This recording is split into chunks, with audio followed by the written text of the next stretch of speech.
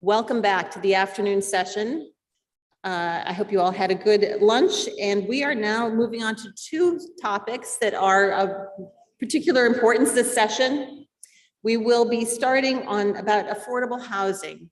Gus Seelig, who's the executive director of the Vermont Housing and Conservation Board. I learned something new. He was the first employee when it was created 35 years ago, and he is very knowledgeable about housing, and please join me in welcoming him.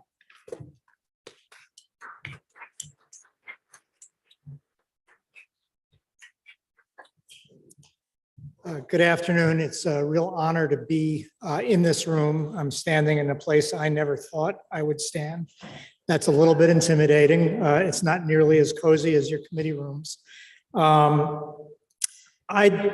generally talk about our work as what the fellow who's my mentor gave as a framework, as a conspiracy of goodwill, because you can't build housing in communities without generating goodwill, without having community involvement, without pulling lots of pieces together.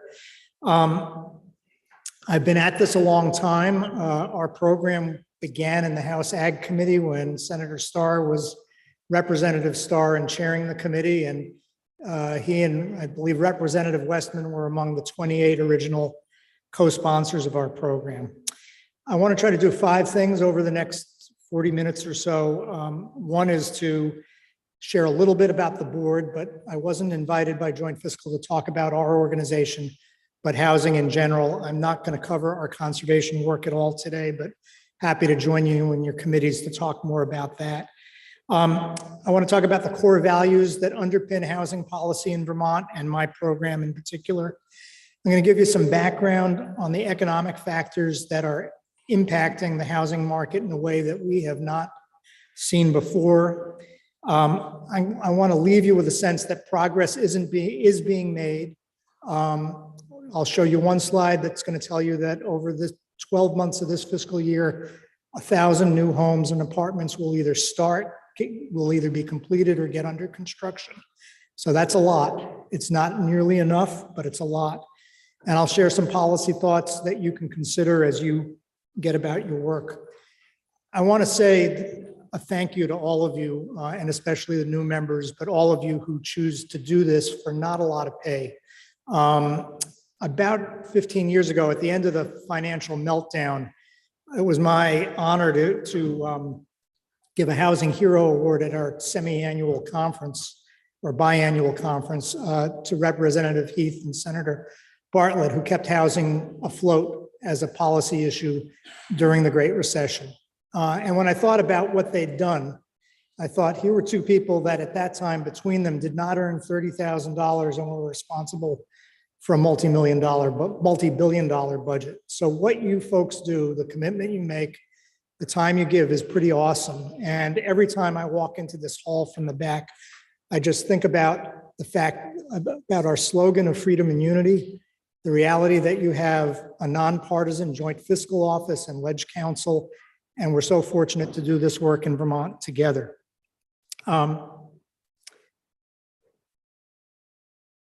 So a bit about the board.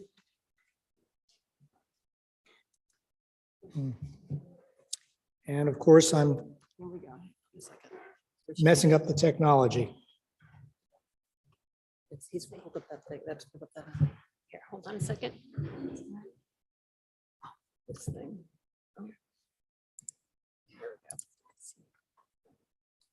There we go. Okay, so a bit about the board. We were created as a non-regulatory approach to land use back in 1987 at a time that Ronald Reagan had cut the housing budget nationally by 80% and the conservation budget by 90%. And the state wanted a way to intervene in the real estate market. And it gave us this mission statement. And I'm not going to dwell on it except to say we're asked to conserve land and build housing because it's of primary importance to quality of life and economic vitality. And I titled this presentation, Building Homes and Community, because lots of jurisdictions around the country have built housing and they build it on the outskirts of town. They build it not connected to community, and that doesn't work. We've learned that lesson over and over again. This is how our missions played out in one rural community, Shaftesbury, Vermont, over 30 years. In the mid-90s, Shaftesbury Tools pulled out. Stanley Tools pulled out of Shaftesbury. And the community came to us and said, we need for there to be a reason for people to come to Shaftesbury. Would you help us with your historic preservation mission by the building you see there? Why was that building important? Because it was the poet Robert Frost's home, and they wanted to have a museum and bring people to their community. The body of water that was in that aerial is the one you see here, Lake Perrin. And about a decade later, some people had bought a bunch of land up around Lake Perrin, and they had the idea that the community ought to have a recreation area. And in 2 different conservation deals, we got that done for the community. And then they held 5 acres out, and it took 12 more years, but Shaftesbury decided to change their zoning to allow dense development on the 5 acres.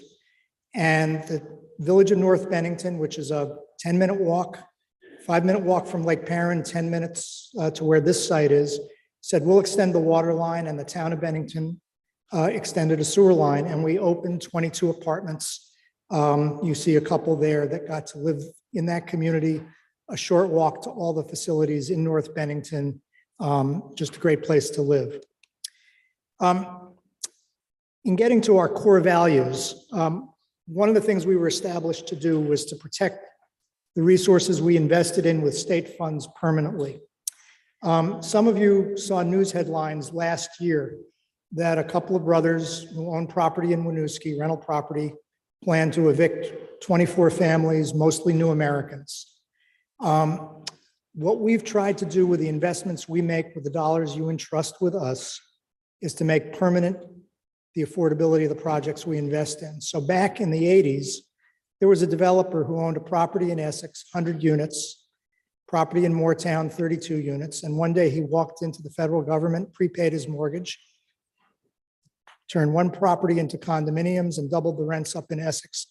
And all those families were displaced from their community. So the idea of permanent affordability and permanent protection of land is to recycle your investment from one generation to the next for people not to be displaced. And you're seeing Governor Kunin celebrate when the largest multifamily complex that exists in the state of Vermont, Northgate Apartments, was protected. It's managed now by a nonprofit with a majority residents on the board, and it's been successful for more than 30 years. And that's what we try to do with both rental housing and with home ownership.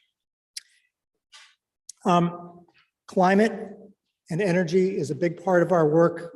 We worked with VEIC to write our first energy policy. They've helped us update it many times. Most of the buildings that we invest in are meeting or exceeding the energy codes for the state. But climate also, you can see Red Clover Melrose Terrace on the lower picture, is a public housing development built in the 1960s in the floodway. When Irene hit it, it was the 4th time it had flooded in 10 years, and it didn't make sense to maintain it. So we've built a new housing over by the high school in Brattleboro that is highly energy efficient. We've also worked with the town of Brattleboro to buy 5 acres from Sir Sassomo Lumber to restore the floodplain, because there's another project I hope will complete this week, Tri-Park, this year, the Tri-Park Mobile Home Park, the largest one in the state, and they have 27 homes that sit right in the floodway and have flooded in the past. So energy and climate's key to our work. Service-supported housing. We do a fair amount of elder housing. We have worked with all persons of all abilities in terms of special needs housing that will support them, and we're working with Vermonters experiencing homelessness. And we work regularly with our partners at the Agency of Human Services.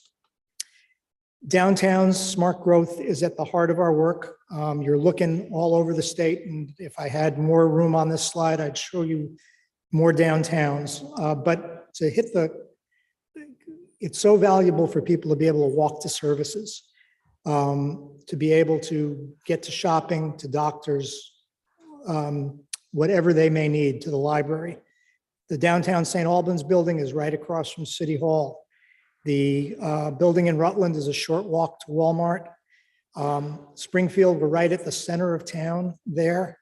Brattleboro, that was a strip mall setback on the river, and the streetscape was restored. And the building is so cool.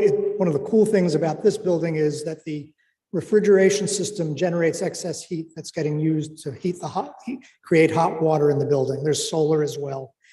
And the Aubuchon block here in Montpelier, when that was finally done, it had been vacant since 1947, the upper stories.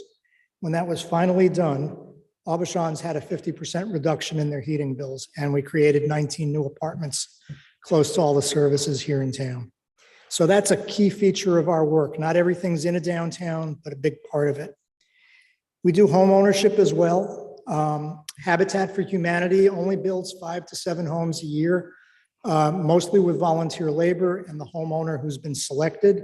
But over time, that adds up. And so we've done 157 homes with Habitat. The Bennington chapter actually is doing a 20-unit subdivision in Manchester. They're a little more than halfway through that. And this summer, we opened this 20-unit condominium. The city of Winooski provided the land for free at the O'Brien Center. And the cost to home buyers was somewhere between $145 and $185. And the Champlain Housing Trust, one of our housing partners, and I'll talk about the partners in a few minutes, has put together a special purpose financing program that is specifically targeting helping communities of color access home ownership. Last year, you heard from my colleague, Commissioner Hanford, and I took this out of his slide deck. But fundamentally, and I'm an old guy, you can see that, for my entire life, housing has been somewhere in our national debate. This quote from President Eisenhower indicates how he felt about the need for housing back in the 1950s, when the federal government, mostly through the GI program, was helping get lots of housing built, and all the values that he talks about here. So why have things gotten so tough for housing? I think this is going to be as good a chart as I can show you today, but that blue line that you're looking at shows you what's happened to income since 1960. The yellow line shows you how rents have gone up, and the orange line, with a couple of dips when there's been big recessions like in 2006 and 7, 8, shows you where home ownership has gone. In 1971, I rented my first apartment. Back then, like Representative Pat, I was a cab driver in New York. And that apartment was $105 a month. And when you look at 1970, those 3 lines are just about on top of each other. So if you're asking yourself, why are people struggling so much? We've done something fundamental about real estate in our country that's made those lines separate. We have figured out how to monetize housing in a way that I think was never, ever intended in terms of our economic system. Works really well when you're like me and you own real estate.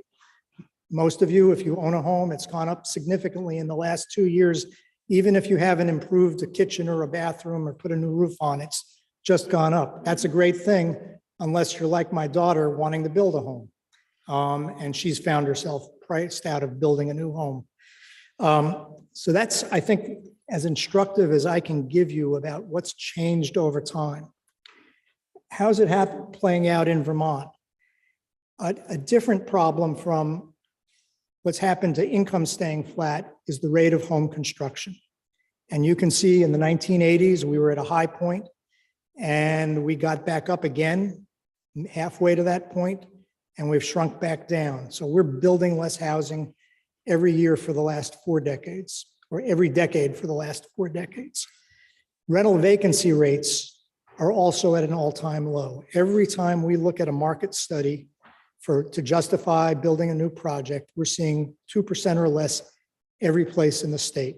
Caledonia County, Orleans County, Chittenden County, we're seeing very low vacancy rates.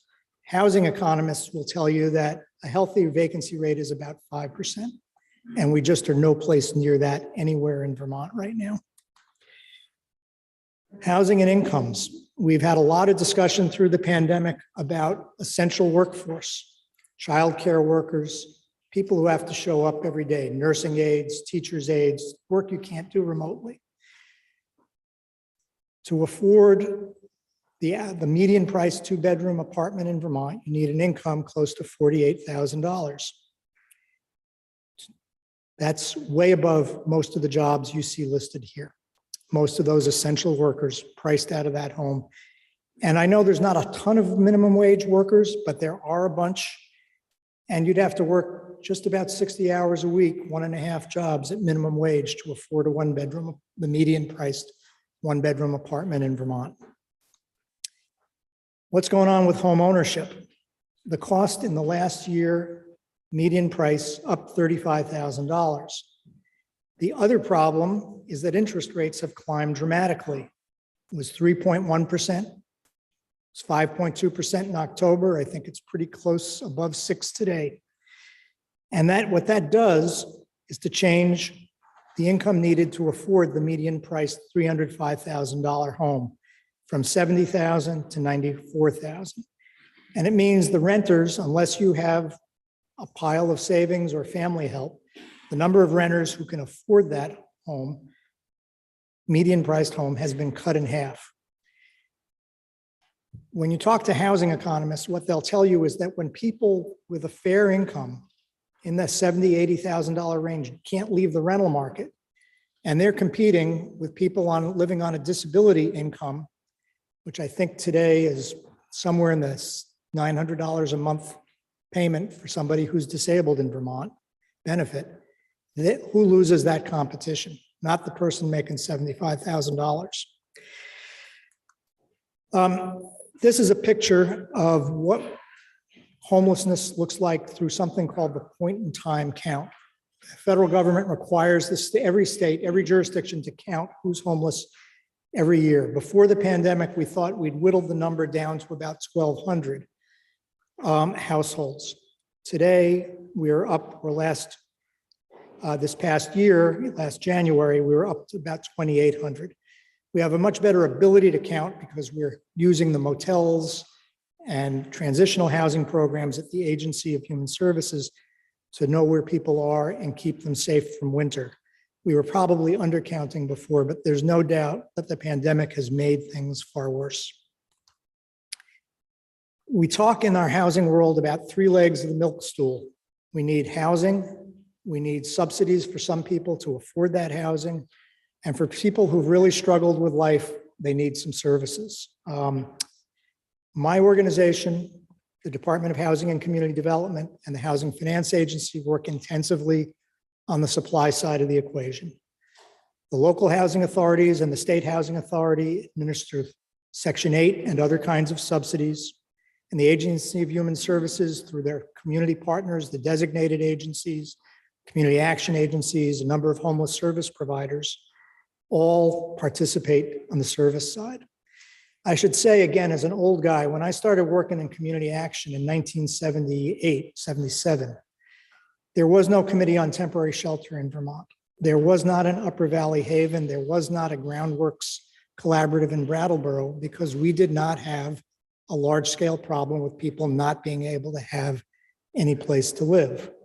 As a community action advocate, we would argue with state government to improve the GA program, make sure people could be housed when they were in desperate mode. I was talking with former DCF Commissioner Steve Dale a few months ago. He was on the board of the Good Samaritan Haven in the early 90s. He said we had a steady census of 7 people who needed our help in the early 90s. It's very different today, and I'll show you that in a moment. Our housing partners, the Department of Housing and Community Development is a line state agency reporting to the governor, headed up by Josh Hanford, the commissioner. They work to be the policy arm for the governor. They oversee community planning, They write a plan for HUD called the Consolidated Plan to cover housing programs. They also oversee historic preservation. Our friends at the Housing Finance Agency are the state's housing bank. They're best known for supplying lower interest mortgages. They also manage a whole variety of tax credit programs, primarily federal, but some that have been authored by you at the state level. They're also charged with the governor's Missing Middle program that we hope will add 100 new single-family homeownership opportunities this year. The State Housing Authority, as I said, manages rental assistance, and they have been the people who've managed the emergency rental assistance program that the feds gave us through ARPA. And the Agency of Human Services General Assistance, they work with the Emergency Shelter Network, transitional housing programs, family supportive housing, all kinds of initiatives to help make sure people have the services that they need. We work through a series of nonprofits around the state, and we're unique in this in the country, which is to say every corner of the state has a nonprofit that is operating to provide services to their communities. In most rural states, you'll see a nonprofit in the larger communities, in Missoula, Montana, but not in the far reaches of the state. But we have the whole state covered, and we have a statewide nonprofit that provides technical assistance to all of them that some of you may know as Housing Vermont. They've got a new name rebranded called Evernorth. This is what a typical housing development looks like to put together, except the prices keep going up. We're in Bellows Falls here. There's an old garage in the middle of town. It was built in the 1920s. It was deteriorating, and we're going to add 27 apartments that will open this spring. And this is what's called a funding stack, what it looks like. There are two different federal tax credits. This got the better of those two credits, which is limited, and raised about half the cost, 60% of the cost of the deal through that tax credit. There are several different federal grants, and we were able to put $2 million into this project with the resources you've provided us. I started this by saying we want to build community. This is the village of Shelburne. 82 homes got built here. The building in the upper right was built by the Cathedral Square Corporation for Elders. The building to the left of it that you can see was built by the Champlain Housing Trust, along with 3 other buildings as family housing, and Habitat for Humanity built 4 homes on the other side of the street. And this is the story of one of the residents, a veteran who had lost his housing and has found a home here. And it really took 3 different nonprofits, a lot of support from the town of Shelburne to make this deal come together. It is abutting 25 acres of marshland, and the La Platte River is one of the few places where we've actually measured a reduction in phosphorus loading into our waterways. At the beginning of the pandemic, your House Appropriations Committee indicated some nervousness about whether we'd coordinate well. And we said, well, we're going to form a housing recovery working group. We've met every 2 weeks since the beginning of the pandemic. The 4 agencies I talked about, 2 line agencies and 3 quasi-publics. And here's what's happened. The Emergency Rental Assistance Program, $154 million out the door to 18,000 households, 34,000 tenants. I won't read you all the numbers. The VHIP program at Josh's shop, working with small landlords to bring out apartments back online, 383 apartments already. VHFA has helped over 4,500 households who were delinquent in their mortgages or their utility bills. And the Agency of Human Services, 2,600 households were put up in public shelters when this slide was put together a few months ago. So the result of your investments through a variety of federal and state programs has been 2,100 homes and apartments so far funded. We hope another 1,900 on the way. And 2,800 families moved to permanent housing from homelessness. That's a big number, something we've never come close to before. Okay. And some of you in your committees will meet the folks, especially Sarah Phillips at the Vermont OEO office in the Department of Children and Families. From my perspective, she's one of the heroes who's helped through something called coordinated entry, and her support of the network that works with people when they've lost their homes. But those other programs, that rental assistance program, prevented a lot of people from losing their housing. This chart is just to give you a sense. The top line is housing that will get finished in this fiscal year. The bottom line is telling you what's going into production this year. So between the 2 lines, well over 1,000 homes. Now, most of us who work in this field think that right now, over the next 4 years, we need about 10,000 more homes in Vermont. We probably need about half of them to be deeply subsidized and affordable, both rental and home ownership, some of it to be market-based as well. But that's what we're looking at as a dilemma and a problem and a challenge. The buildings on the right are in White River Junction, new housing built by the Twin Pines Housing Trust. We've done a scattered site project in St. Johnsbury. That's the old jail that had been converted to offices, the brick building there that's now been repurposed as housing, and a bunch of other buildings down the street and in that neighborhood also helping out that had been out of commission, burned in fires, et cetera. So to go through some of the good news, in July, we opened this building on the Barry Montpelier Road in Berlin. We also repurposed a building over in South Barry that added 15 beds. So Steve Dale told me back in the early 90s, 7 people in Central Vermont needed their services. We've added 50 beds this year in Central Vermont. We hope to open this building in the village of Morrisville in August, but the building had a fire just as it was nearing completion. It will open in the spring, 24 more apartments. But just down the road with a turnkey deal with a private developer building out a big neighborhood, we'll be adding 25 apartments this winter in a purchase from him. He's building, I think, something close to 200 apartments in Morrisville. A few weeks ago, I was with Senator Mazza up in Grand Isle. I spoke with Speaker Johnson a few years ago. This project was in planning or discussion for a dozen years in South Hero. And the speaker said to me then, by the time that ever happens, I'm going to be old enough to move in. But it is open today. And what South Hero has done, again, building community. This is across from the firehouse, the library, the health center, and some restaurants. So South Hero has a village center that it did not have. Infrastructure dollars helped make all of this happen, the coordination of those infrastructure dollars, which I'll talk about a bit more in the policy recommendations.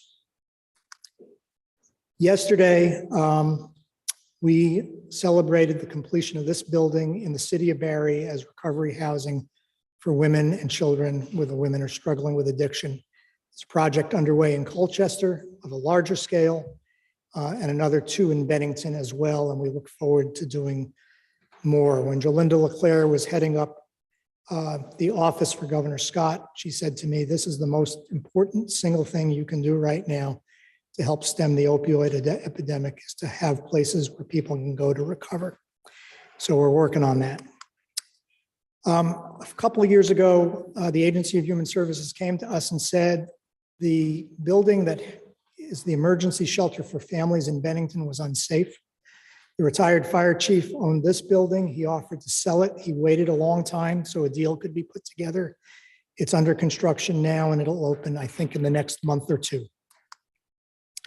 We just funded this project that'll be under construction, I think, this month in downtown White River.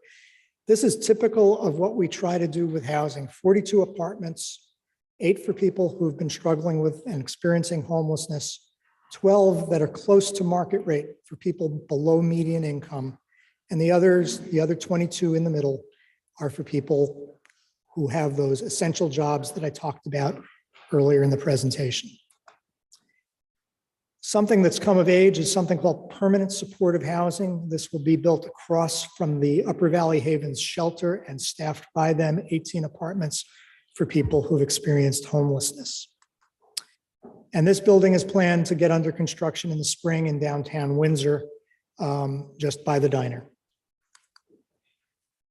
And after many years, Rural Edge executed an option, and we've funded the first of what will likely be 3 or 4 phases up in Newport of the 4 Founders Circle. The first 26 apartments will go in the old convent, and in addition on it, the Sacred Heart School has been empty for at least a decade, and that will be turned into housing. And the site provides great views of the lake, and the community wants home ownership there as well. And I just want to say, we are seeing more and more communities come to the fore to address this as an issue. Bennington is putting significant ARPA monies into their old high school as community facilities and for housing. St. Albans has been very active with their TIF district. Montpelier just got the voters to approve a bond to buy the land at the old golf course in part by promising there'll be housing there as well as open space. Manchester has a couple buildings and sites that they want to turn into housing. One's a commercial building with a big parking lot behind it. So people are coming to the fore. We are looking for any and all of your ideas about how to be innovative, and I'm sure you're going to have ideas. These are some of the things that we've been focused on and doing in small ways. We look forward to the thoughts that you have about how to do better and how to do more as we get in front of your committees. So policy thoughts, and this is another development that just broke ground in Bristol. A private developer wanted to do this, and about 3 years ago, he said the price of condominiums at that point was going to cost over $300,000. He didn't want to take the risk. And since the meltdown, banks have not wanted to finance condominium development unless you could show 50% pre-sales. They just wouldn't give you the loan to get under construction. So this site's been turned to rental housing, and it will be up next summer. So first, I want to, in terms of policy thoughts, I want to shout out to Chair Stevens, who's been the chief advocate in recent years for something called the property transfer tax to be used as it was intended when your predecessors raised it back in 1988. And over the last decade or so, when I met with Steve Klein as he was leaving joint fiscal, he needed to write a report to the legislature about housing, and he said, what could we do differently? And I said, Steve, I don't mean to rub salt in a wound, but if you'd fully funded us for the last 10 years, instead of diverting monies to other parts of the budget that I know everybody in this building agreed were essential, we would have 1,000 more homes today. Unfortunately, the cost is much higher. So first recommendation, and I believe is to fully fund that. I talked with Senator Kitchell a few weeks ago. She's always felt that housing is a great place to park one-time funding. You heard about one-time funding earlier this morning in the presentation. Because we build a building today doesn't mean you have to build a building again next year. I'll argue that you should, no doubt about that, but you don't have to. So if you have a surplus, which it sounds like we will, if there are any ARPA programs that are going too slow to meet the federal deadlines, we'd be happy. Our friends at the Housing Finance Agency, our friends at the department running the VHIP program, Missing Middle, we'd all be happy to use more one-time funding for housing. Smart growth resources, zoning updates. Many of the villages that we love in Vermont today couldn't be built under current zoning, whether for setbacks or height requirements. The department has done great work on a project called Zoning for Great Neighborhoods. We need to do more in the way of education, but we also need to incent our communities to build more densely, especially if we don't like sprawl. And most of us love the Vermont countryside. So how we focus our development in our built-up areas is essential. Representative Bongartz has been meeting with stakeholders all through the fall on a bill that will focus on this issue. I hope it'll get taken up and we make some progress. I'm going to make one other plea that I don't think is part of his bill. New Hampshire and some other jurisdictions have figured out a process for fast tracking the appeals of affordable housing.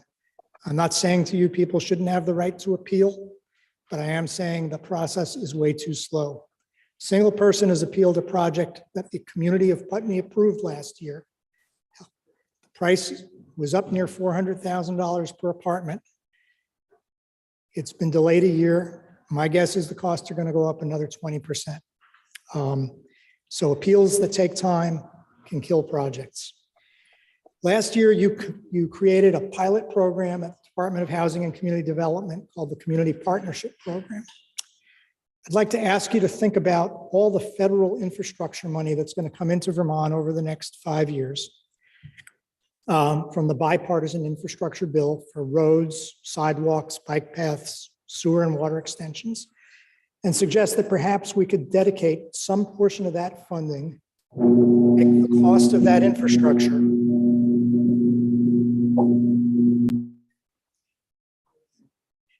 to take the cost of that infrastructure off the backs of the housing developers, nonprofit or for-profit.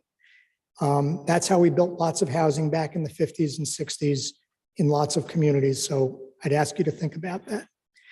The last thing I'm going to mention, and I think this is a long shot given where the Debt Affordability Committee is, but we started our partnership with the Scott administration when Neil Underville, when he was on the transition team, sat down with us and said, how about a housing revenue bond? And we succeeded, and you supported, or your predecessors supported, if you weren't here yet, $37 million revenue bond. I don't think this is the year for that. I think we're hopefully going to have some one-time funding, but I'd ask you to plant the seeds and do the research about what it would take to do another housing revenue bond, because we will not meet the whole need, even with more one-time funding. I want to leave you with a couple of stories. This woman came to Brattleboro to attend the School for International Training. She got her master's degree. She was living in housing she couldn't afford, and she's now working with the refugee community, has a job. And the Wyndham Windsor Housing Trust, through a unit that we helped support, provided that housing to her. This is downtown St. Johnsbury. I don't know if the reps from St. Johnsbury are in the room, at least one of them is. About a decade ago, St. Johnsbury's town government was in a really hurting place. Most of the administrators quit. And one March, the community said, we've had enough of your fighting and your whatever. And they voted out 4 out of 5 members of the select board and replaced them. The next thing the community did was to invite the Vermont Council on Rural Development, Paul Costello's crew, to come to the community and have a community visit. Out of that community visit, the community identified this building as their #1 redevelopment priority. It was owned by a fellow from Massachusetts who didn't care at all about the community. The 9,000 or so square feet of commercial space had been mostly vacant for 25 years. The apartments had a terrible bed bug infestation, and they were tiny. He'd gotten some kind of federal help to turn it into some kind of subsidized project, and it was a cash cow for him. He was making a ton of money and not caring about the property. And the community said, this building is holding back our downtown, it's holding back our community vitality. We need to get control of it. With your help, we were able to first buy the building, and then a partnership developed. Not we, the Housing and Conservation Board, but that group I mentioned, Evernorth. And they entered into a partnership with the local Kingdom Development Corporation. They created a condominium. Kingdom Development Corp took on all the commercial space, and Evernorth took on, with Rural Edge, the redevelopment of the apartments, downsized them from 42 to 36 to make them more spacious and more livable, took the building down to the studs. We had the Historic Preservation Downtown Conference there last fall. Downtown St. Johnsbury is humming. When it was about to open, I attended a community visit in Barry. And that evening they were having an argument in one of the sessions about the condition of their downtown. And somebody said, we just want what St. Johnsbury has here. Every time you and your constituents and we take action, I think it gives yet another community hope that we can make progress and do more. I want to leave you with this, and I'm happy to answer questions if I haven't overextended my stay. But over the time I've been at this work, you've invested over $400 million in our programs. Your citizens, that leverage doesn't come from the Housing and Conservation Board. The people you represent have gone and raised that money, sometimes through federal grants, sometimes through tax credits, sometimes through community fundraising, and the results are there. And what you're leveraging is not just dollars, it's a community investment in itself. It's the empowerment of community, as was the case in St. Johnsbury. When I tell the story of St. Johnsbury, I think it's really a triumph of democracy, that the voters spoke, that a community consensus was developed, and action was taken. And these days in our country, anytime democracy triumphs, it's a big deal. So these folks are all celebrating a community forest project in former Representative Heath's hometown. That forest is adjacent to the elementary school. It's been an outdoor classroom. And when that many people show up in a town the size of Westford, you know, people got excited about what they were doing together. And that work of all of us doing it together, that motto up above me that I see when I walk into this hall and think about it, freedom and unity, is what you're all here to do. I wish you good luck in the coming session. My staff and I and our partners at Housing and Community Development at VHFA and the State Housing Authority. And AHS look forward to your questions, to your thoughts, to how we can improve our work together. Thank you very much.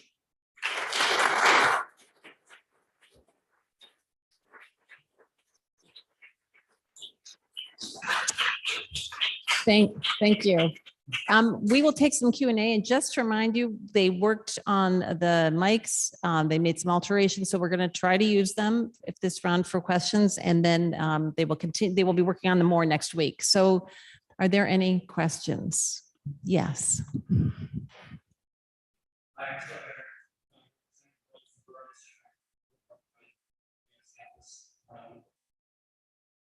They continue to increase their we have in 2 years. This incoming fall, perhaps on campus. I see nothing exactly wider radius outside. Travel to and from people travel.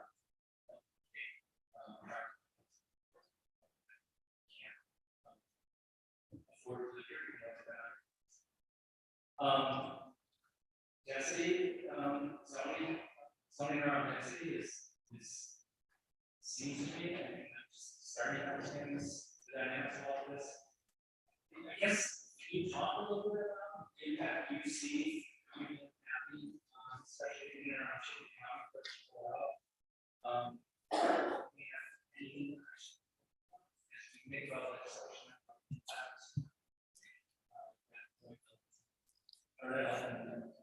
Sure. Well, I'll say a couple of things. Having started this work, the housing part of my career in the 1980s, my recollection is then Mayor Sanders had some big fights with UVM about the need to provide more housing on campus. In general, I think Burlington's done a pretty good job of promoting density. I know you had a big fight about the downtown project, which we're about to get an application for 85 apartments as part of a 400-unit development there. I thought it was great when the city council up at Cambrian Rise said we are the city of Burlington and really supported the development of, I think the total build out can be 700 homes. When Howard Dean gave his farewell address he said Vermont needs to grow vertically. If we love the landscape and we don't want to sprawl, we've got to grow vertically. So I don't know that I can't speak to all the specifics of Representative Bongartz's bill, but anything we can do to incent communities to build where there's infrastructure, to build where it's going to be walkable, and to build taller and to build more densely, I think is going to have the dual goals of making our communities more livable and also protecting our working landscape. As to the, how the city works with the university, Bernie was never afraid to pound the table. And my recollection is he got some concessions then. And so maybe that discussion needs to be had again.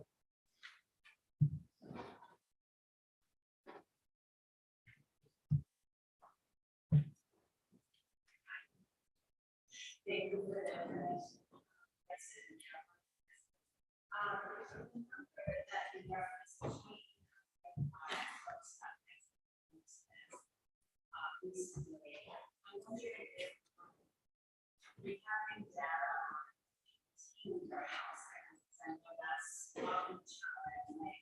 I'm happy to see that there's a lot of discussions we can services, but I know sometimes services are not connected to one thing. The next slide talks about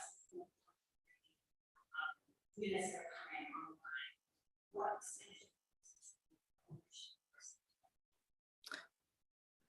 I don't have, well, to the first question, Sarah Phillips is really the expert who you need to hear from about how they're following. My focus and my organization's focus is on the bricks and mortar. What we do when we review projects is whenever there's a component to serve people who've been struggling with homelessness, we ask AHS to review the service plan that's been put together. We are, as you know, the mental health agencies have a huge number of vacancies.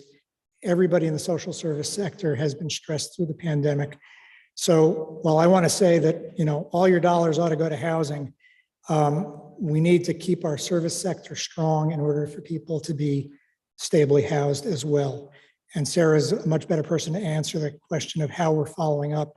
But because we do those service plans, because we build partnerships, because we're signing MOUs between housing providers and social service agencies, and because we've had an abundance of rental assistance available for the projects we're bringing online, which is a different problem I'll describe in a moment, I'm pretty confident there's a high level of housing retention happening. One of the indicators of how bad our housing problem is, which I meant to mention, is the State Housing Authority issues something called a Section 8 voucher.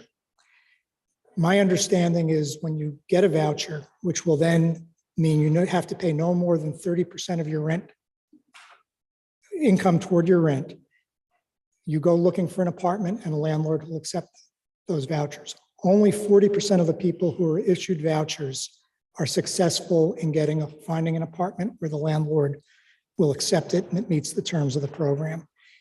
That's why we have such a housing supply need on the affordable end of things, is that people are getting vouchers right now and they're not finding a place that they can land. And that's why the counts in our motels are staying stubbornly high. I'm sorry, I've lost your second question. What's Rental and home percentage of the ownership? housing ownership versus rent? We are doing primarily rental housing, so more than 80%, but we do have home ownership programs, and Maura and her agency are about to launch or launched in the last week or so, the Missing Middle program, which is focused on home ownership. I would like our program to do more housing. We are more home ownership. When we sit down with your colleagues in the Appropriations Committee, they are often focused on how do we reduce the issue of homelessness, which has led us to focusing as much as we have on rental housing. But there are more projects in the works. We're currently considering a 26-unit home ownership development in Shelburne, not far from that neighborhood I showed you earlier. We're working on a project in Woodstock right now, and we have a scattered site program as well as working with Habitat for Humanity.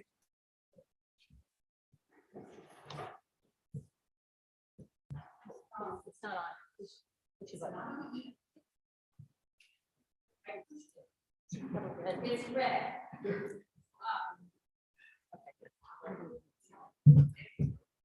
At any rate, why don't I enunciate? Oh, that's right. Okay, sorry. So Gus is as a member of General Housing and Military Affairs, we've worked closely together, and I really want to thank you for the work that you and all of your partners have done. I do want to ask a question, and I don't mean to put you on the spot, but I want to know, sorry, I don't need to stand. Do we have a blind spot, or is there an area where we have really not focused attention that really demands our attention? And I'm not saying, this year, but I am saying in general, we've tried to address housing kind of along the continuum that you've been talking about. But is there a need that we've really failed to address over the last 5-10 years?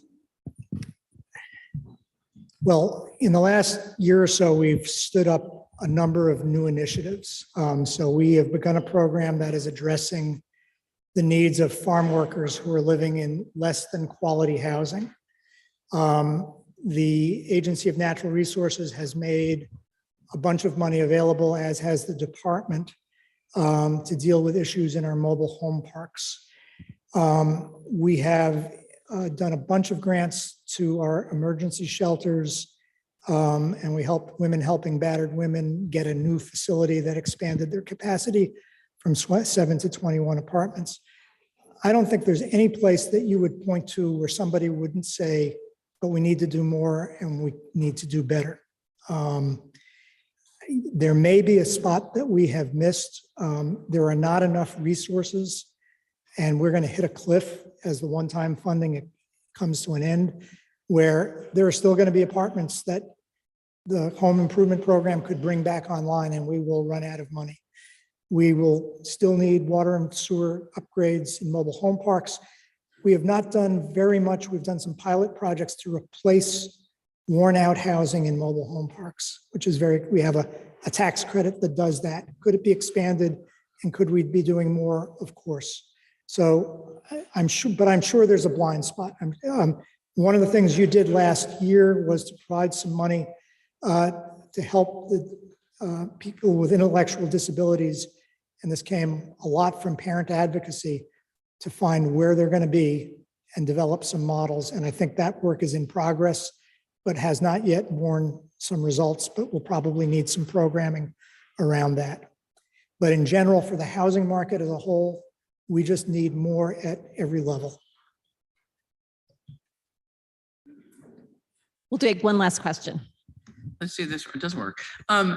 I have I've been getting some flack in my district for people who think that affordable housing, there's a lot of NIMBYism happening. And people are worried that putting in affordable housing in an abandoned building or creating something on a very small scale will lower their property value. And I'm wondering, how do we counter that so we can get some of this very needed housing done? The good news, as I said a moment ago, is I see more and more communities coming to the fore, wanting to utilize their own resources, changing their zoning. We give abutters, neighbors, lots of rights in Vermont. And one of the things that happens in the development process when you're trying to get through it is that if somebody appeals, you're going to be stuck for at least a year. We did a development in Woodstock that we stood by for 10 years. It made 2.5 trips to the Supreme Court, and it had Woodstock's support. It had the school district, which had to have the voters vote to provide an easement, which they did. It had their support, but it took years. And so I think we have to look at Representative Bongartz's bill and other ideas about how to speed up. Where does somebody just have the absolute right to build? If you say you can build 10 units on 2 acres, do you have to negotiate that down or not? Especially if it's in particularly if it's in a smart growth location, I think is something we have to take up.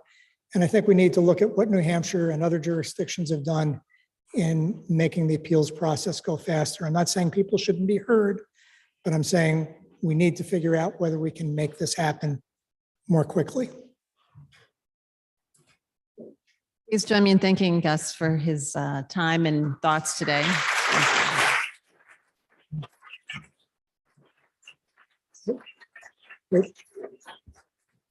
It's just a real honor to have even been asked, and I look forward to seeing you in your committee rooms. Thank you. Thank you. Well, you all will be discussing, I think, housing quite a bit this year. The next topic is a topic that you all put in legislation and there has been work ongoing. If I might introduce, this is related to PCBs in schools. And I would like to introduce Julie Moore, the Secretary of the Agency of Natural Resources, and Daniel French, the Secretary of the Agency of Education, to fill you in on the work that's been ongoing and what their plans are. Good afternoon, everyone. It's nice to be here with you today.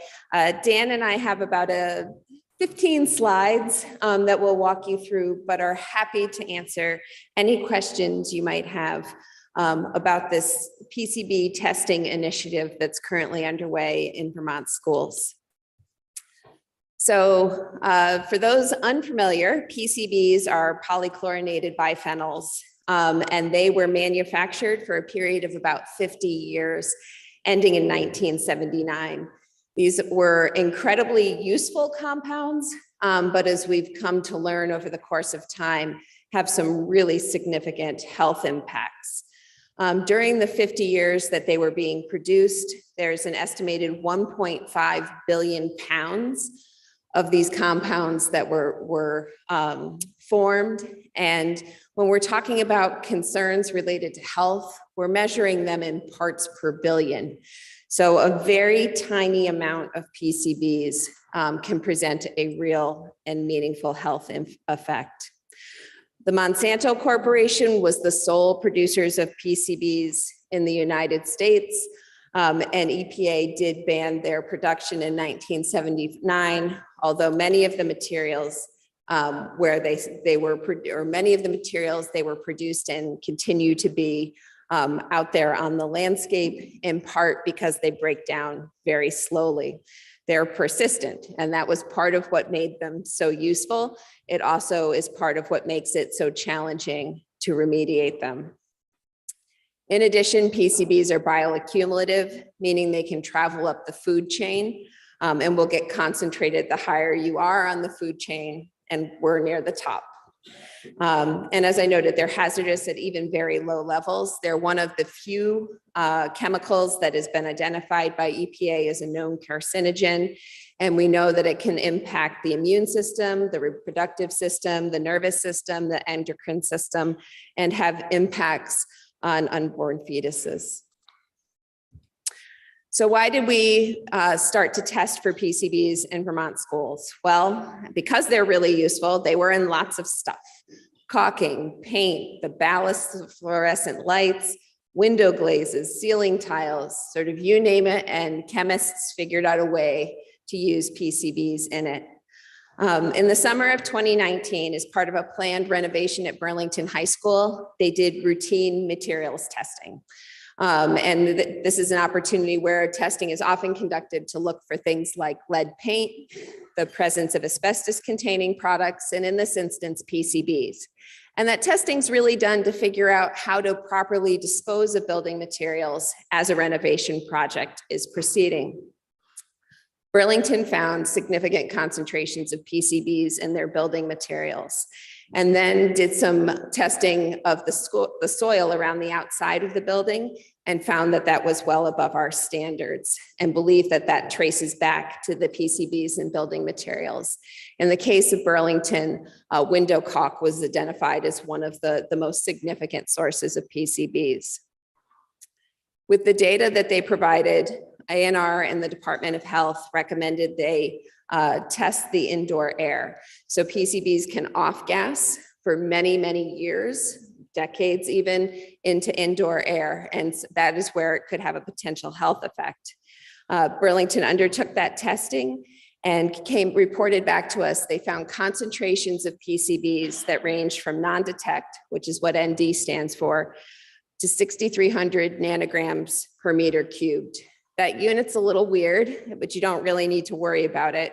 Mostly what's important to know is we believe a typical background concentration of PCBs in the environment shouldn't exceed 22.5 of those same units. So 6,300 is just an enormously high concentration.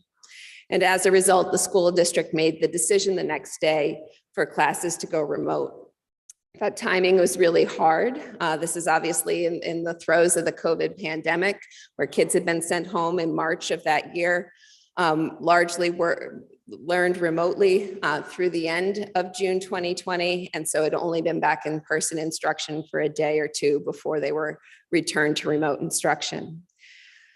What we saw in Burlington raised concerns that similar conditions might exist in other school buildings. And in the next legislative session, Act 74 was passed, which required all schools to test their indoor air for PCBs if they were built or underwent a significant renovation prior to 1980. Indoor air testing for PCBs is relatively new in terms of how we've looked at potential impacts. Historically, it's been assumed that diet was sort of the way that people were exposed to PCBs, again, because they accumulate up the food chain. But as we've learned more about these chemicals and their prevalence in the environment, additional pathways have become more important. This includes in outdoor air, in dust, in that they are attracted to solid surfaces, and in soils. And we know that when there are high levels of PCBs in indoor air, this can result in really significant exposures. So testing indoor air and remediating the sources of PCBs in school buildings is an important step to help reduce that exposure. And we have calculated target levels or target concentrations that would represent an acceptable exposure, assuming that folks aren't exposed to high concentrations elsewhere in how they go about their daily lives.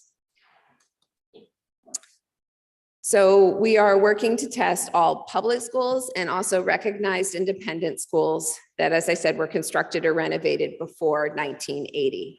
And this testing is ongoing and is scheduled to be completed for all of those facilities by July 1st of 2025.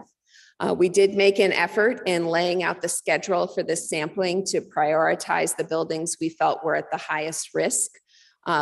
We know that small children are at greater risk than high school students. We looked at the age of construction and where PCB containing materials were more prevalent, as well as some socioeconomic indicators of the schools, including schools where the student population had a higher percentage receiving reduced or free lunch. The agency then contracted with 6 consulting firms to do this air testing for PCBs and works with consultants to develop a representative sampling plan for each school. What this means is we're not testing every room in every school, but rather consultants, before deploying the samplers, walk through the building and group like rooms. So rooms that were built during a certain time and have a similar set of building materials. We do this to ensure representative testing and also to keep the number of samples we're collecting manageable. In most schools, we're collecting between 10 and 25 samples in total.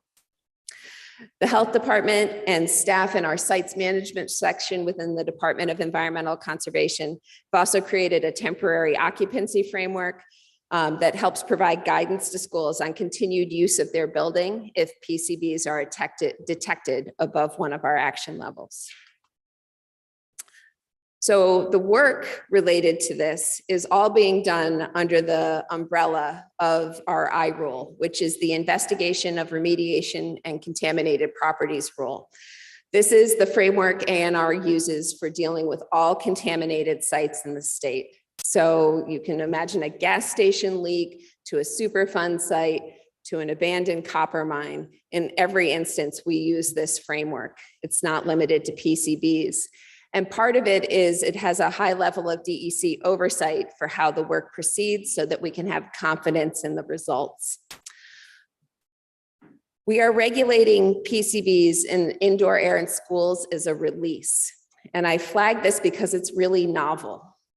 Generally, when my agency is talking about releases of hazardous materials, we're talking about contamination of soil or contamination of groundwater.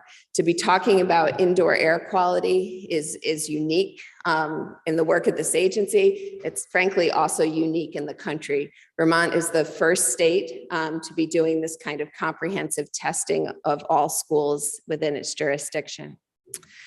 And so the I-Rule lays out a process that includes requirements for identifying the source and the extent of contamination, looking at different ways to correct the contamination, the cost of each of those potential remedies and the timeline, as well as any other changes in use that might be required to reduce exposure. And so the Act 74 provided some money to do this testing, $4.5 million for us to complete the testing. And we are testing and have 3 different ways we're looking at the data. The first is we know overall PCB levels should be kept as low as possible, but we've established this screening level of 22.5 nanograms per meter cubed to identify when there is an elevated level of PCBs. We've then also identified a school action level, and these are tiered based on the age of students for when schools will be asked to take steps to identify the potential sources of PCBs in their building and work to remove or abate them. And then we've also created a screening level called an immediate action level, or IAL. And this identifies an area where immediate emergency action is required to reduce exposure.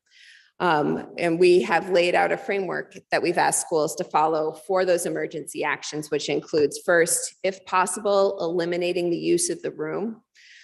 Next would be to reduce the amount of time the room needs to be used. And then also to deploy mitigation measures, temporary measures that could be used to reduce PCB concentrations in indoor air. Obviously, given where we are in the arc of the COVID pandemic and the impacts that this had on student learning and in-person instruction, we're very wary about affecting the ability for schools to continue in-person instruction, and are balancing those concerns with the very real health threats posed by PCBs. And I believe that this order of corrective actions achieves both of those goals. So we began testing in June of this year. Based on the data available to us, while we know there are more than 400 school buildings in Vermont, there are at least 325 that will need to test based on that date of construction. To date, we have test results back for 8 schools. Of those 8 schools where we have test results, 3 have had at least one sample that exceeded either the school action level or the immediate action level. And those schools are Cabot, Danville, and the Oak Grove Elementary School in Brattleboro. We've also collected samples in 11 additional schools and have 15 schools that are doing that initial walkthrough with our consulting team to group like rooms and devise a sampling strategy. So just to spend a few minutes on mitigation, as I noted, mitigation are the immediate measures that can be taken to reduce negative effects. These include things like increasing ventilation or providing or increasing air filtration. There are specific types of filters that are very attractive to PCBs. And so it may be that that sort of filtration system could be added to a classroom and have a dramatic effect on air quality. Mitigation isn't a long-term solution, however. It's really a Band-Aid and is typically coupled with both additional investigation to make sure we understand what the source of the PCBs is in any particular room, and then to have an informed and cost-effective corrective action. This is important because the source of the PCBs may not be immediately evident, whether it's window caulk versus wall paint versus ceiling tiles versus dust and other particulates trapped in the air handling system. And we know that access to funding is essential in being able to respond quickly to exceedances of these action levels, and that the testing alone can cost between $30,000 and $75,000 to identify those sources. And so earlier this fall, Secretary French and I went to the emergency board and received authorization to disperse up to $2.5 million to fund these mitigation measures as needed in schools that exceed one of the action levels. Remediation, as opposed to mitigation, is the permanent solution. And common measures for remediation include upgrades to air handling and ventilation systems, isolating or encapsulating known sources of PCBs. For example, there are special paints where if you covered a wall that had a PCB-rich paint in it previously, will prevent those PCBs from migrating into the indoor air, or removing and properly disposing of PCB-containing materials. In addition, Act 178 of 2022 reserved $32 million in the Ed Fund to help with remediation of PCBs in schools. And ANR, AOE, and the Department of Health are currently in the process of drafting a plan that will be submitted to the General Assembly on by January 15th to recommend how to disperse these funds. $32 million feels like a lot of money, but we do have 325 schools. At this point, 3 out of 8. So over a third of the schools where testing is complete have had at least one space in the school that will require remediation. So we know that this is likely to be a significant and expensive undertaking. In terms of our next steps, we're continuing the testing work. Our goal is to get up to a pace of testing 30 to 40 schools per quarter, which will see us done by that July 1st, 2025 deadline. We're also working with the Vermont Agricultural and Environmental Lab, which is a shared facility between the Agency of Natural Resources and Agency of Agriculture, to bring online some PCB sample analysis capacity.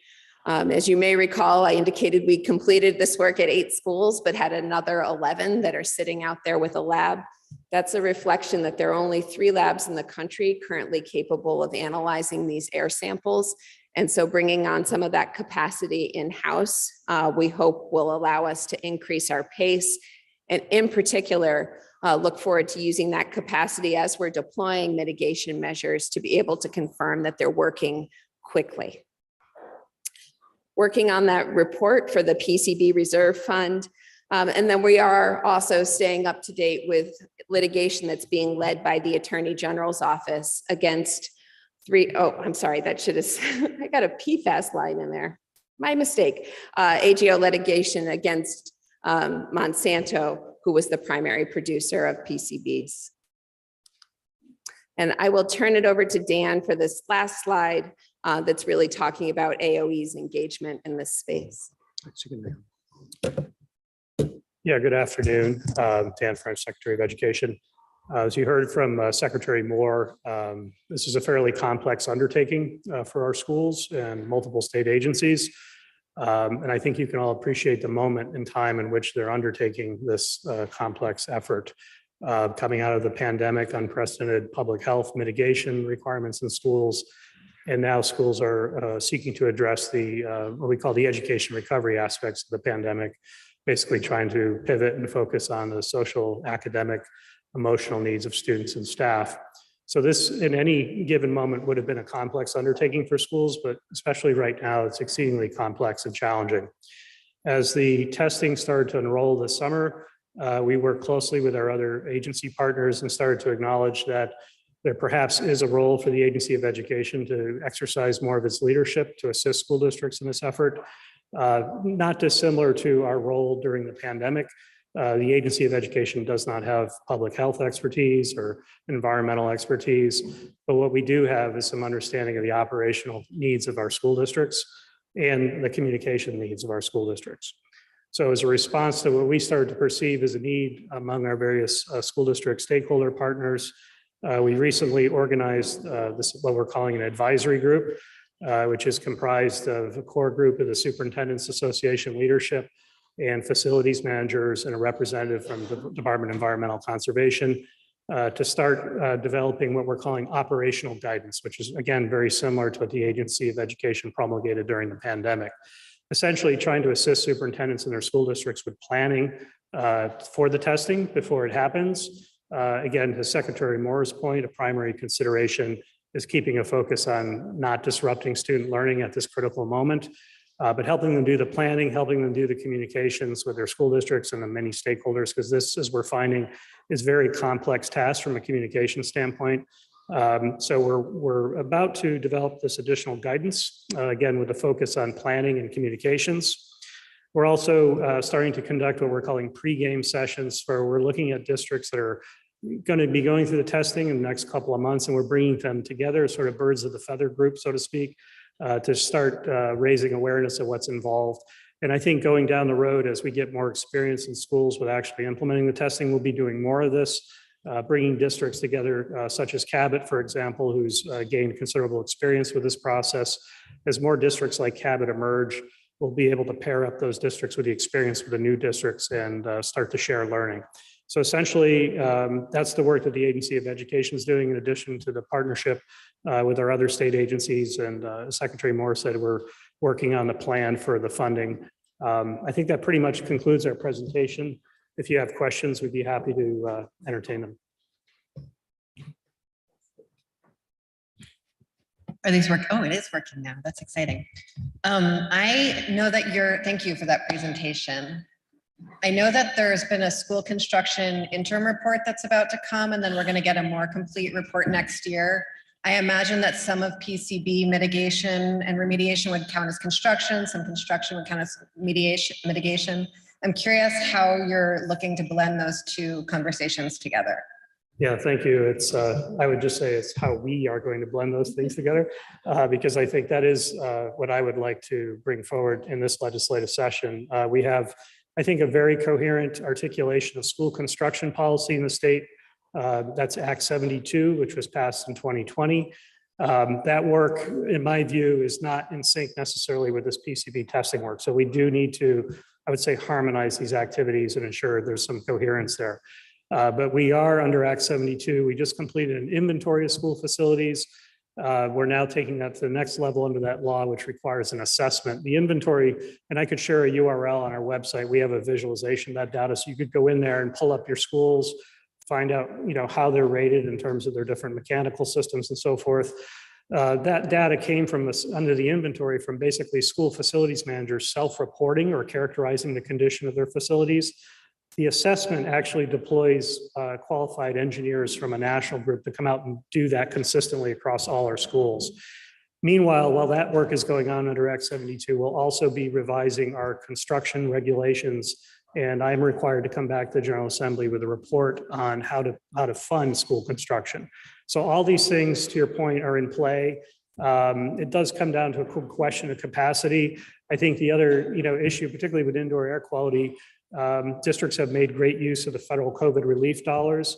So we've been trying to move forward in this area, regardless of not having the data or not having the reports complete. Those efforts, I think, are demonstrative of some of the challenges that we face. So I think the policy is coming together, but we need to acknowledge that there are few mechanical contractors out there. There are short supply chain issues for school districts. So actually delivering on projects in this climate is kind of challenging. I've been struck normally when I visit schools, I see construction projects occurring during the summer. This fall, I've noticed a number of projects happening simultaneously with in-person instruction in the building due to those constraints. So yeah, I would ask for some attention to that as we go into this next session. I think it's going to be important to bring these aspects together in a coherent policy to make some progress improving the quality and safety of our school facilities.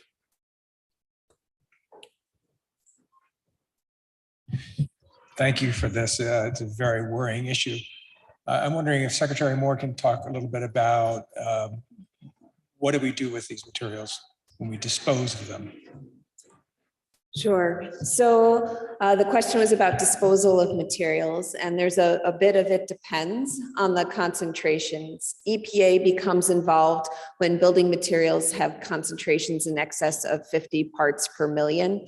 And at that point, they are handled as a hazardous waste and need to go to a special landfill.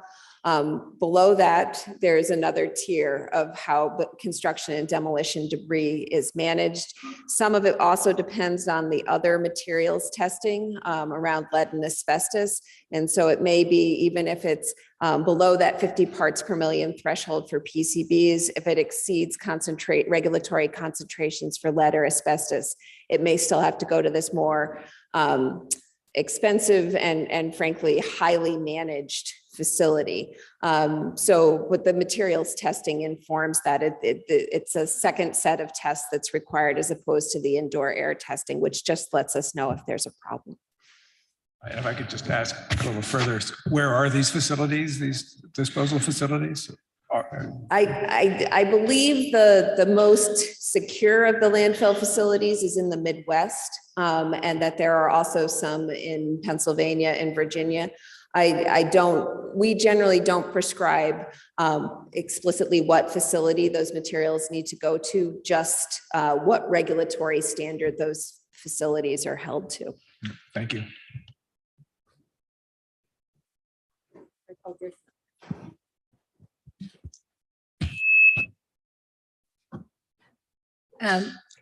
So given all the money available, where will eventually school districts wind up having to shoulder some of the financial burden of this, or how does that look? So with the initial $2.5 million, the proposal that was approved by the emergency board has an 80-20 cost share. for mitigation measures. So 80% of the cost is being covered by the state. 20% of the cost is being covered locally. I'm not in a position yet to suggest even what the cost share would be for that larger $32 million fund, but anticipate there will be some level of cost share required from local districts. Thank you.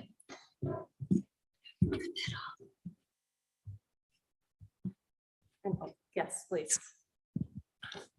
Thank you. This is a couple of questions for Mr. French. First of all, is it possible to use any of the COVID mitigation HVAC funds for some of this mitigation? And the second one is very closely related. I have to look back through my notes to see whether the infrastructure law that was mentioned earlier was a grant or non-grant allocation, but I do remember really distinctly reading that there was a chunk of money set aside in that for school infrastructure updates. And I wondered whether that was a part of the picture as well. Thanks. Yeah, to your first question, I think the intersection between these efforts is indoor air quality between the COVID dollars and PCB remediation. The COVID dollars have to be used for COVID related issues. Coincidentally, indoor air quality is a common theme. So yes, districts are able to use COVID dollars to address issues of indoor air quality, which could be helpful in terms of mitigating the PCBs. I'm not familiar with your second source of funding. It's part of the infrastructure law. Here, I have it. Hold on.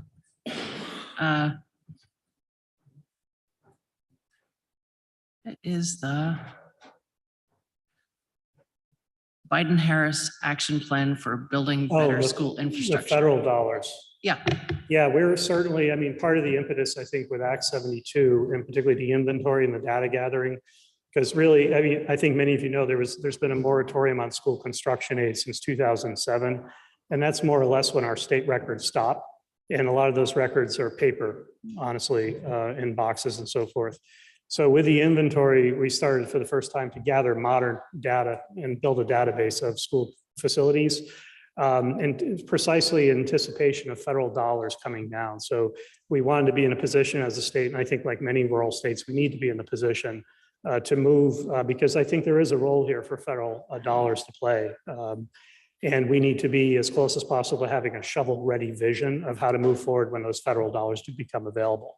But to my knowledge right now, there's been limited federal dollars available through a separate initiative. Largely the federal dollars now are the ESSER COVID relief dollars that we're working with. There's under the bipartisan communities bill, there's some money coming down for school safety. Well, no, this had to do with school infrastructure, and it was passed in April as part of the Infrastructure Act. Yeah, I'm unaware of any new initiative on facilities other than the safety funding. So there's funding coming down through what we call Title IV that allows districts to address infrastructure that's related to improving their safety. This was prior to that. Okay, I'd have to take a look at it. I'll send you an email about it. Thank you. Yes, Coach. This is directed to both Secretary French and Secretary Moore. As we've spent money for air quality, and a number of schools have you seen false negatives when you're doing your PCB testing? So I'm not sure I would qualify them as false negatives. What we've seen, however, is a number of instances where the concentrations detected exceed the background standard, that 22.5, but don't rise to the level of a school action level. So it suggests there may be a source of PCBs, but it may not be significant. And what we are working on with the health department is sort of a retesting, a periodic retesting strategy. The agency has deployed a similar approach when it comes to PFAS compounds in drinking water, where we see levels that we can detect but don't reach the state's drinking water standard. Either quarterly or semi-annually, we ask people to go back in and test, because these are really small concentrations, and sort of, I would say the error bars on them have the potential to be significant. We know roughly where they're at, but as they approach one of these action levels, we want to be certain that we're really below the action level and not just a titch above it. Well, I was thinking more in terms of the fact that the mitigation efforts are proving to be positive as well. Because we've spent that money, a lot of districts did, to improve the air quality. Improving that air quality might have lowered that test factor or value. Yes. And that was the question. Sure. So I would have two pieces to that, and then happy to have Dan weigh in too. We know that good air handling actually can help keep PCB concentrations down. That was actually the case in the Cabot School, where the initial testing was done over the summer and the HVAC system had been turned off. We recently retested with the HVAC system turned on and saw a fairly significant reduction. Obviously, that doesn't remediate the PCBs, but it dramatically reduces the exposure. And really, this is an exposure-driven program. So I don't know that I would call it a false negative, but it reduces our level of concern and indicates that this is an acceptable level of risk that would be assumed in those rooms if they're able to meet these standards. Yeah, I think, Secretary Moore's last phrase there, level of risk, as a school board member, I think you can appreciate how challenging it is to communicate that to parents. But we do, I think, separating out the issue of mitigation versus removal, there's a lot we can do to mitigate in schools, and handling the air and improving that. HVAC is one of the central mitigation strategies. And I think, the point of a lot of our operational guidance is how to sort of attenuate the interest in keeping kids in school, in-person instruction, especially coming out of the pandemic, relative to how to manage that risk. And that'll, again, points to the need to assist school districts with the communications with families and staff, the ones who spend most of the time in the buildings. I think you raise a good point. It's a question in the back. I think it works. Oh, there we go. Maybe that might be too loud. So in regards to PCBs, and I know right now we're taking steps on working on for schools, but given the age of infrastructure in our state, especially many of our homes, some of them being centuries old with different generations of work done over the years, including the time period where PCBs were available, will these mitigation and remediation methods be used as a template for potential residential and commercial properties, so that way we can treat this issue like the way we treated lead-based paint back in 1978 in terms of its mediation and remediation? It's a good question, and it's an open one that's in front of us. As I indicated, Vermont's really out in front in doing this indoor air testing. We're building the data set that I think other states are going to look to in making those decisions. One of the charges ANR received from the legislature during the last session is a report back this session about our recommendations around indoor air testing for non-school buildings. There's a lot of considerations in that space, and trying to prioritize this work, particularly early on. Schools are an obvious place to focus as the risks and concerns are much more pronounced the younger the human is that's being exposed. But you raise a very important question. It's particularly PCBs were particularly used in commercial and industrial construction applications. So I don't want to get too far ahead of the science and suggest there isn't a residential risk, but certainly our focus is on buildings that were developed for commercial or industrial purposes. Okay, thank you. Yes. Hi, thank you so much for this update and information. I'm Ella Chapin, rep-elect from East Montpelier. I'm just wondering a little bit more about the context more broadly about testing in schools for air quality, water quality, what's required, what's state supported in the way we're supporting through this PCB issue. Yeah, we don't necessarily have requirements per se, but particularly under the ESSER program, which is the dominant source of federal relief funding for COVID. There's been a lot of effort and focus put on improving indoor air quality in school because it's been directly related to managing the virus in buildings. So our school districts have made a lot of progress in that regard. But there's a considerable variation in the quality of systems across the state. Most of the newer mechanical systems are fairly complex from a technical standpoint, and not all school districts have the ability to implement those systems. So it's an issue, particularly I noticed with a lot of the, what I'll call the union school districts in Vermont that were built in the 60s and 70s that don't necessarily allow for windows to be open and so forth, or many of our older buildings that are, I would say, over insulated in the 70s. So they've lost a lot of the ability to draw fresh air through the building.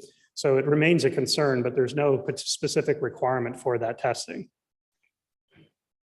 So schools aren't necessarily regularly testing for things like mold or other different kinds of contaminants. There's no structured system to support schools with that kind of testing. I didn't catch your question. So it sounds, I'm just trying to confirm, it sounds like there's no state support or requirement for testing for things like mold or asbestos or other kinds of. Yeah, well, not for indoor air quality. Asbestos is a separate issue. There's a formal process for asbestos and monitoring the asbestos. That's been longstanding. But no, there is no formal requirement at the state level to test for issues of mold. But that is something I think in particular post-Act or Act 46, where we saw with the merger of school districts, many school districts utilize that merger as a way to then centralize facilities management. I've noticed more districts have hired centralized facilities managers and have begun more of those sort of systematic routines. It's something we've encouraged. We have a facilities operation plan template, and that information is out there, but it's not required and it's not evenly consistently implemented. Add one thing, which is around, I think you also asked about water. Almost without exception, all schools are public or community water supplies. It depends on the number of students and adults in the building, but they have annual, if not more frequent, testing and reporting requirements that come into the drinking water program at DEC. Yes. Hi there. As a person that renovated a childcare center where a public pre-K is in there, and I definitely saw the big A in floors. And, you know, I worked with environmental folks to help me to trap that. So I'm assuming that trapping PCBs is hopefully the best way to, or the least cost, the most cost-effective way to handle them. And then also, how will the work that you do in schools go into public pre-K model for childcares? Sure. So I can start with it. Yes, encapsulating them tends to be the most cost-effective strategy. But it requires kind of a consistent management approach. And one of the examples I've heard shared is about paint, and that these paints are particularly effective, but oftentimes the direction from the consultant or whoever helps design the encapsulation strategy would actually be to put 2 layers of this paint on in different colors, so that as the first layer may get worn, it would become apparent that it needs to be repainted. So there's a lot of good thinking that's gone into this space. That's part of the reason we feel like it's so important when PCBs are found that schools work through our I rule, is it means that that kind of expertise and technical assistance will be brought to bear to ensure whatever strategies are taken, they are protective for long-term health. In terms of your question about public pre-kindergartens outside of schools, that's outside of the direction we've received from the legislature, but would defer to Dan to answer more. Yeah, when we say public pre-K, we have pre-K that's operated by school districts, and we have pre-K that's subsidized through Act 166 tuition payments that might be operated inside of a private childcare provider context. So to Secretary Moore's point, this program does not extend to those private childcare facilities. I think it's 325 schools that we alluded to includes independent schools that are publicly approved and receiving public tax dollars. But at this time, the program draws that line around the private childcare. I would also suggest that there's probably a funding limitation in that we're talking about an ed fund surplus, which by definition is targeted towards the public school system. Yes. At its simplest, I guess the question is just one of units and measures. Secretary Moore, you talked about nanograms per cubic meter and 22.5 and 6,300 being that high Burlington High School level. But then you talked about exceeding 50 parts per million for the EPA, which seems like a different measure. And this gets to a different question, which may be for both of you, which is how were the action levels arrived at? And I appreciate Secretary French's comment about serving on the school board and, dealing with parent fear. And when I ask about the action levels, I guess I'm also asking about how do you balance that fear, that concern for children's health with what I think is hundreds of millions of dollars or billions of dollars of a general infrastructure backlog statewide? Sure. So the units are different. The parts per million is really about a solid building material, whether it's brick, soil outside the building, window caulk, as opposed to air, so the units just reflect the different media that we're measuring in. And that I believe, and I would have to get back to you to be certain, I believe nanograms per meter cubed is equivalent to parts per billion, whereas the other standard is clearly in parts per million. And now I've forgotten the second part of your question. Oh, the risk question. So generally, the health department does the toxicology work that supports the derivation of any standard that the Agency of Natural Resources is then charged with implementing. It's true for drinking water, as well as in this instance, the indoor air standards. And what they're looking at is they take into account studies that show increased risk of cancer is generally what they're focused on, and then make assumptions about how many hours per day, days per week, weeks per year, and years per lifetime an individual is likely to be in a certain room or facility. These assumptions tend to be very conservative. And what they're looking to do is establish a standard that would produce a risk of less than 1 in a million in increased cancer outcomes. So obviously, these are sort of broad standards that really focus on the size of the children. One of the things we've done is that some of the sample results that have come back have actually been from what I would describe as ancillary spaces. Like we've seen elevated PCB concentrations in the Danville School in a hallway. So kids aren't spending 10 hours per day in a hallway.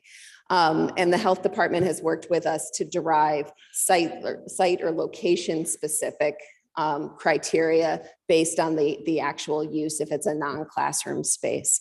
So it's complicated under the hood, but we do have sort of these clear threshold numbers that are established for pre-K students, K through 6 students, and then grade 7 through adult.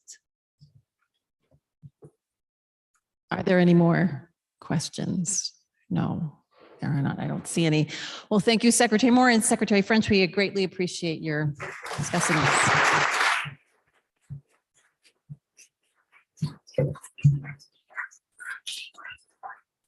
Well, thank you all for coming. I want to remind you that there will be a revenue update in January, mid-January. Soon thereafter, the governor will present his budget. And so you will have those issues as well as many pressing challenges, the housing, PCBs in front of you.